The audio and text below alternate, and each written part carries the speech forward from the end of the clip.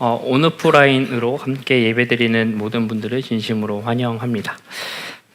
코로나19라는 상황이 정말 많은 것을 새롭게 경험하게 하는 것 같습니다. 마스크를 쓰고 계속 생활해야 하고, 사회적 거리두기라는 이름으로 친구들을 많이 못 만나고 있는 상황인 것 같습니다.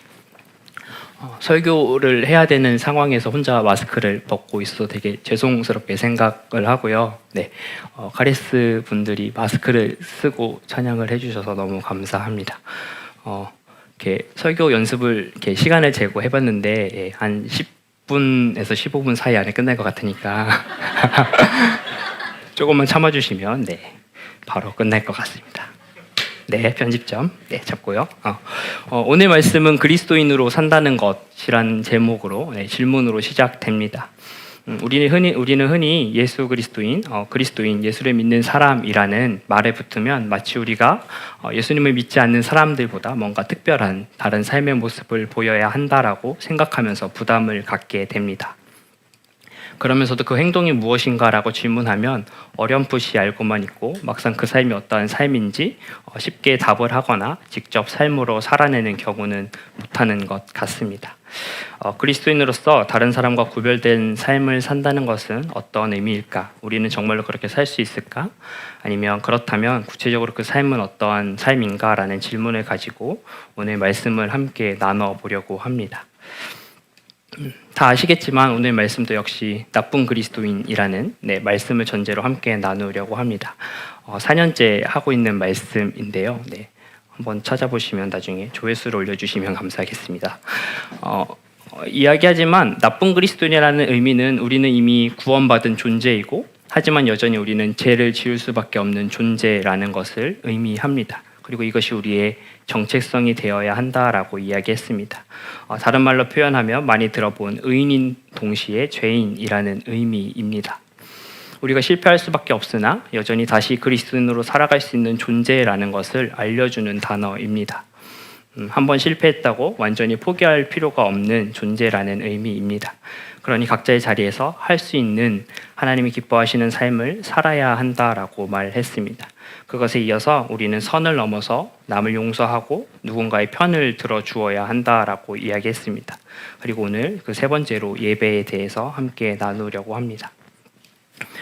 여기서 하나 꼭 짚어두어야 하는 것이 있다면 그것은 각자의 자리에서 할 수 있는 일이라는 이 의미는 어떤 절대적인 기준의 행동 내용이 없다는 것을 의미합니다. 어떤 특정한 행동이 어떤 사람에게는 매우 쉬운 일일 수 있지만 어떤 사람에게는 그 일이 매우 어려운 일일 수도 있다는 것을 우리는 기억해야 합니다. 각각의 사람이 각자의 환경에 따라 달라집니다. 그래서 내가 할 수 있는 일로 다른 사람을 판단해서도 안 되고 내가 할 수 없는 행동으로 나 스스로를 평가해서도 안 됩니다. 한 특정한 행동을 한다고 하여 그것이 구원으로 바로 직결되는 행동도 아니고 믿음의 구원의 결과, 믿음의 열매라고 단정 지을 수도 없습니다. 앞에서 이야기했듯이 이 나쁜 그리스도인이라는 단어는 이미 구원을 받은 우리에게 행동을 요청하는 단어입니다. 오늘 야고보서의 내용 또한 어쩌면 그리스도인들이 되려고 할 때에 들어야 할 최초의 말씀은 아닙니다. 야고보서는 처음 구원을 얻게 하려는 이들을 위한 말씀이라기보다는 이미 그리스도인들이 된 이후에 그렇다면 그리스도인의 삶은 어떻게 살아가야 하는가라는 질문이 들 때 그때서야 읽기를 권하는 말씀입니다. 그 이유 중 하나는 바로 야고보서가 쓰인 배경에도 있습니다. 모세를 통해 전달된 율법은 하나님 백성인 이스라엘의 근간이 되었습니다. 그리고 그 율법은 예수님의 시대까지 전해지게 되었습니다. 물론 잘 아시다시피 그 사이에 시간이 지나면서 이 율법의 원래 정신은 사라지고 화석화된 율법주의로 변질된 율법만 전해지게 되었습니다. 이렇게 변한 율법은 사람을 살리는 것이 아니라 오히려 사람을 얽어매기 시작했습니다. 그리고 그런 율법이 퍼져있던 그 시기에 예수님이 이 땅에 성육신하셨습니다. 예수님의 공생애의 사역은 하나님 나라의 전파였습니다. 예수님이 율법을 파괴하러 오지 않으셨다라고 말합니다. 단지 율법을 완성하러 오셨다라고 말씀하셨습니다. 화석화된 율법주의로 변질된 율법이 아니라 하나님이 이스라엘 백성에게 주시면서 본래 의도하셨던 율법의 정신, 사람을 살리는 율법을 몸소 보여주시기 위해 성육신 하셨습니다. 그렇게 몸소 예수님은 율법을 살아내셨고 이것이 예수님의 삶, 우리가 얘기하는 성육신, 공생애, 십자가와 죽음, 부활의 삶입니다. 예수님의 부활과 승천 이후에 교회의 시대가 도래하게 됩니다. 예수님은 이 땅 가운데 하나님의 나라가 가까이 왔다라는 복음을 전하셨지만 교회의 시대에는 예수 그 자체가 복음이 되었습니다. 그리고 그 복음의 중심에는 바울이 서 있습니다. 유대교인으로 태어나 유대교인으로 죽으신 예수님과의 삶과 다르게 변질된 교회의 복음이 탄생하게 됩니다. 바울이 전한 기독교의 핵심은 우리가 잘 알고 있는 믿음으로 구원을 얻는다입니다. 우리가 많이 들어본 용어로 이신득의입니다. 로마서 1장 17절의 말씀인데요. 이렇게 기록하고 있습니다. 하나님의 의가 복음 속에 나타납니다. 이 일은 오로지 믿음에 근거하여 일어납니다. 이것은 성경에 기록된 바 의인은 믿음으로 살 것이다 한 것과 같습니다. 그러나 바울을 보면서 우리가 놓쳐서는 안 되는 것이 있는데 그것은 바로 예수 그리스도를 믿는 믿음으로 구원을 얻었다라는 이 신앙 고백을 하기 전에 바울의 그의 삶은 철저하게 율법을 지키던 유대교인이었다라는 사실입니다. 빌립보서 3장에 이렇게 기록되고 있습니다. 하기야 나는 육신에도 신뢰를 둘만 합니다. 다른 어떤 사람이 육신에 신뢰를 둘 만한 것이 있다 생각하면 나는 더욱 그러합니다. 나는 난지 여드레 만에 할례를 받았고 이스라엘 민족 가운데서도 베냐민 지파요 히브리 사람 가운데서도 히브리 사람이요 율법으로는 바리스파 사람이요 라고 기록하고 있습니다. 이처럼 바울은 율법을 지키는 할례를 받는 것이 구원과는 아무 상관없다고 고백하지만 그렇다고 그 의미가 율법을 지켜서는 안 된다라고 말하는 것은 아닙니다. 다시 말해 바울은 스스로가 율법 조문을 지키고 할례 받는 것으로 자신이 구원받는 것이 아니고 예수 그리스도를 통해 구원받았다라는 것을 인정하지만 그렇다고 그가 율법을 지키는 것을 멈추고 아무렇게나 살아야 된다라는 것을 의미하지는 않습니다. 바울은 갈라디아서에서도 믿음으로 드러나는 행함, 행동에 대해서도 이야기하기도 합니다. 종교개혁하면 떠오르는 인물이 루터인데요. 루터 또한 종교개혁을 시작하며 로마서 1장 17절의 말씀을 인용합니다. 루터 역시 그 당시에 철저하게 행동으로 교회 규칙과 행위를 따르던 신부였습니다. 이처럼 바울과 루터가 살아갔던 삶과 행동을 보지 않고 그 행동을 뒤로 감추고 단지 믿음으로 구원을 얻었다라는 말만 믿고 아무런 행동을 하지 않는 것은 바울과 루터가 말하는 믿음으로 구원을 얻었다라는 말에 오해한 해석이 됩니다. 다시 바울로 돌아가서 예수라는 이 복음 앞에서 언급한 바울의 삶이 빠진 채 예수라는 이 복음은 급속도로 퍼져나가게 되었습니다. 복음의 오해가 시작되었고 예수에 대한 믿음, 예수를 믿는다는 것, 이신득의, 믿음으로 의로움을 얻었다라는 이 의미는 진지하게 고민되지 않은 채 단순히 본인 스스로 지적인 이해 혹은 동의를 하면 구원을 얻었다라는 사상이 퍼져나가기 시작했습니다. 그들에게 그리스도인들의 삶과 행동은 부차적인 것이 되었습니다. 단순히 믿기만 하면 된다는 이해가 뿌리 잡기 시작했고 그 오해가 굳어져 갔습니다. 예수님께서 살아갔던, 함께 살았던, 예수님의 시대에 함께 살았던, 예수님이 보여주신 하나님의 나라의 복음을 직접 경험한 사람들이 시간이 지남에 따라 세상을 떠나게 되었습니다. 이런 상황 가운데 다시 예수님의 공생애의 삶 가운데 하나님의 나라의 의미가 무엇인지, 예수님이 전파하신 복음이 무엇인지, 복음에 사라진 한 면을 다시 기억해내고 복구해내려는 움직임이 시작됩니다. 그 움직임의 대표적인 결과가 바로 복음서와 오늘 우리가 읽고 있는 야고보서입니다. 복음서는 예수님이 이 땅에서 어떻게 살아가셨는가, 하나님의 나라, 복음을 어떻게 살아내고 어떤 말씀을 하셨는지를 기록하는 책입니다. 야고보서는 행함 없는 나는 믿음을 얻었다, 행함 없이 나는 믿음을 얻었다라고 말하는 단지 말로만 신앙하고 있는 이들에 대한 경고를 담고 있는 책입니다.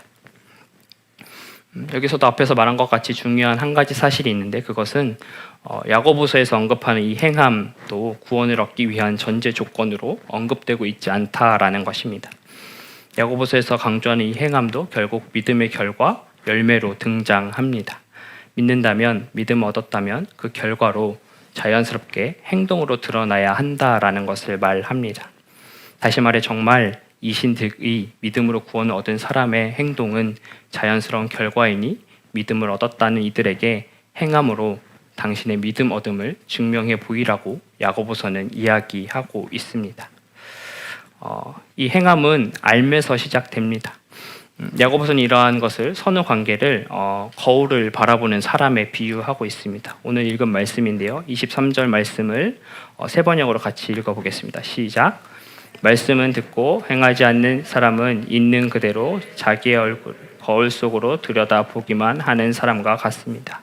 네. 만약에 거울 앞에 우리가 서 있습니다. 그런데 거울에 비친 내 모습 가운데 손봐야 할 부분이 있다라는 것을 알게 됩니다. 우리가 그런 상황 가운데 놓여 있다고 하는데 그런데 아무런 행동을 안 하고 넘어갈 수 있을지를 질문합니다. 거울을 보는데도 거울을 보는 목적과 부합하는 행동을 하지 않는다면 거울을 보는 그 행동은 무의미한 행동이라는 것을 야고보서는 이야기하고 있습니다.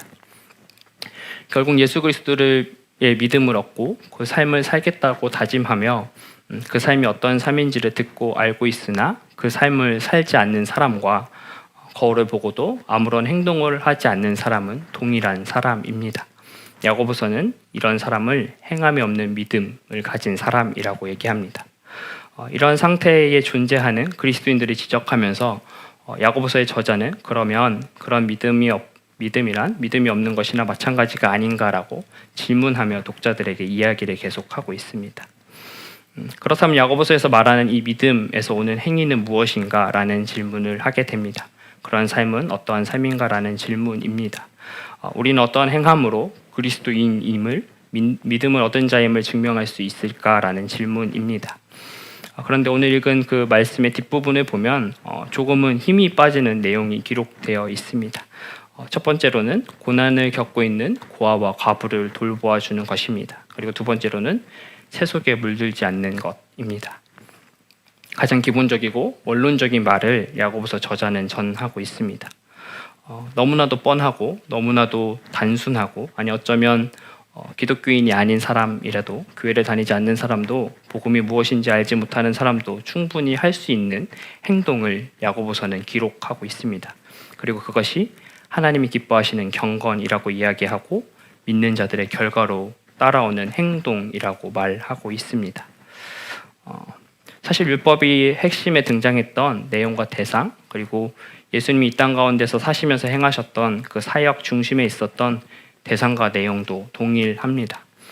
성경에서 그 하나님의 뜻을 행하라는 그 핵심 대상과 내용이 바뀐 적은 단 한 번도 없습니다. 돌봐줘야 할 대상은 그 시대의 사회적, 경제적 약자였습니다. 시대에 따라 사회적 약자와 경제적 약자가 누구인지는 달라질 수 있습니다. 그러나 그 중심에 공통된 것은 그 사람들은 상대적으로 스스로의 힘으로 자신의 삶을 연명하기 힘든 위치에 있는 사람들을 말합니다. 고아와 객과 과부입니다. 이것은 오늘날에도 동일합니다. 하루 벌어 하루 겨우 먹고 살 수밖에 없는 사람들, 한 달의 수입으로 그들의 삶을 겨우 막아낼 수밖에 없는 사람들을 말합니다. 야고보서의 행함은 단순하게 그들을 도와주라라는 것입니다. 이 말은 옆에 있는 도움이 필요한 사람들을 도와주라는 단순한 논리가 아닙니다. 이 사회적 약자는 내가 돌봐주지 않으면 생명에 지장이 있는 사람들입니다. 내 도움물에 보답하여 동일하게 물질로 나에게 다시 도와줄 수 있는 사람이 아닌 사람들을 도와주라라는 말입니다. 너무 물질적으로 제한한 것이 아닌가라는 질문이 들 수도 있지만 성경에서는 철저하게 경제적으로 어려움이 있는 이들에 대한 관심을 가지고 있습니다. 성경은 그들을 도우라고 이야기하고 있습니다. 반대적으로 상위에 있는 이들, 부를 축적한 사람들, 어쩌면 정당하지 않게 부를 축적한 사람들에 대한 경고를 성경에서는 끊임없이 또한 언급하고 있습니다. 결국 여기서 말하는 하나님을 섬긴다는 것은 자기의 소유를 타인에게 소비하는 일입니다. 그리고 하나님을 섬기지 않는다는 것은 자기의 소유를 오로지 자기 자신만을 위해 소비하는 것입니다. 이런 관점으로 이후에 언급된 새 속에 물들지 말라라는 것은 물질과 부에 대한 존경, 사람들을 볼 때 부가 우선시되는 차별의 모습, 즉 세상의 풍속을 따르지 말라는 의미가 됩니다. 그 대표적인 하나의 사례를 야고보서는 2장에서 이렇게 기록하고 있는데요. 같이 읽어보겠습니다. 시작. 나의 형제 자매 여러분, 여러분은 영광의 우리 주 예수 그리스도를 믿고 있으니 사람을 차별하여 대하지 마십시오. 이를테면 여러분의 회당에서 화려한 옷을 입은 사람이 금반지를 끼고 들어오고 또 남루한 옷을 입은 가난한 사람도 돌아온다고 합시다. 여러분은 화려한 옷을 한 사람에게는 특별한 호의를 보이면서 여기 좋은 자리에 앉으십시오 하고, 가난한 사람에게는 당신은 거기 서 있든지 내 발치에 앉든지 하고 말하면 서로 차별하고 나쁜 생각으로 남을 판단하는 사람이 된 것이 아니고 무엇이겠습니까? 어쩌면 한국교회는 철저히 야고보서의 저자가 기록된 이 상황보다 더 세속에 물들어 있는 것 같다라는 생각을 하게 됩니다. 오늘 우리 교회는 교회를 섬기는 임직자를 뽑는 선거가 있는 날입니다. 우리 교회는 그렇지 않지만 여러분들도 기사나 다른 여러 가지 방법들로 이야기를 들어보신 분들도 있겠지만 어느 교회는 장로나 권사, 안수집사 등 교회에서 어떤 임직을 갖기 위해 수백 수천의 헌금을 내야 가능한 교회가 있다라는 것을 들었던 기억이 납니다. 이것이 한국 교회의 현실입니다. 교회에서 헌금을 많이 내는 성도의 입김이 세고 주차장에 어떤 차를 끌고 왔는지에 따라 성도를 대하는 태도가 달라지는 것이 한국 교회의 모습 가운데 있습니다. 그런데 그러면 우리는 그렇지 않다고 자신할 수 있는가 되묻게 됩니다. 다른 사람이 나보다 더 좋은 학교, 더 좋은 직장, 더 좋은 집과 연봉, 좋은 배우자를 만나 결혼한다면 그 사람을 보며 판단하고 나는 그 사람보다 못하다라고 생각하고 있지는 않은지, 아니면 그와 반대로 나는 저 사람보다는 훌륭하다라고 생각하고 있지 않은지 우리의 삶을 살펴보게 됩니다. 너무나 간단한 내용이고 너무나 쉬운 내용입니다. 그러나 이 말씀은 우리가 이렇게 살고 있는가라고 질문하며 우리를 거울 앞에 서게 합니다. 말했던 것처럼 말씀을 마치려고 하는데요. 적절한 예를 찾다가 가장 눈에 들어왔던 게 다이어트에 대한 이야기였는데 저희 교회 교육자분 중에 한 분이 엄청 살을 최근에 빼셨습니다. 오프라인 예배에 참석하시는 분들은 바로 알아볼 수 있는데요. 사실 살 빼는 방법은 매우 간단한 원리입니다. 다이어트 종류는 인터넷에 많이 있지만 그 기본 원리는 단 한 가지인데 바로 먹는 칼로리보다 쓰는 칼로리가 더 많으면 살은 빠지게 됩니다. 그것을 모르는 사람은 아무도 없습니다. 단지 그것을 할 수 있는 사람이 다이어트를 한 사람이 됩니다. 그리스도인의 삶이 무엇인지 어떻게 살아야 하는지를 모르는 사람은 사실 여기 아무도 없다고 생각합니다. 단지 우리가 그렇게 살지 못하고 있을 뿐입니다. 행하지 않고 알고만 있는 것은 아무 소용이 없습니다. 야고보서에서는 이미 예수 그리스도를 주로 고백하는 우리에게 다음과 같이 권면해주고 있는데요. 2장 14절에서 17절 말씀입니다.